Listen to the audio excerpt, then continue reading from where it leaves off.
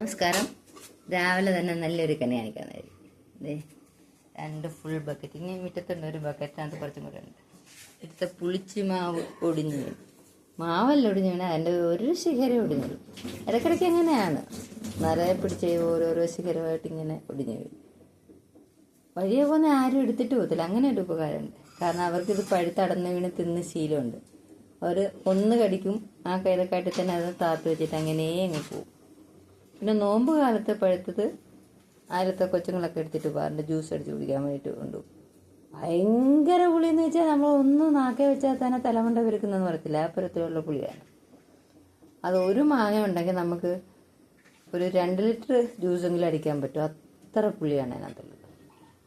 നല്ല സന്ധ്യയായപ്പം ഒടിഞ്ഞു വീണതാണേ. ഞാനും കൊച്ചുങ്ങളും എല്ലാം കൂടെ പോയി തൂത്ത് വരിക്കൊണ്ട് വെച്ച്. ഇനിയും അവിടെ കിടപ്പുണ്ട്. ഇരുട്ടതായതുകൊണ്ട് എത്രയാണെന്ന് അറിയില്ലായിരുന്നു. ഇപ്പം ഇനി രാവിലെ തന്നെ അവിടെ കുറേ കിടക്കുന്നത് പോയി വാരണം. ഈ കാണുന്ന ഒരു കുഞ്ഞു ശിഖരം ഉണ്ടല്ലോ, അത്രയുള്ള തന്നെ വലുപ്പം കണ്ടല്ലേ.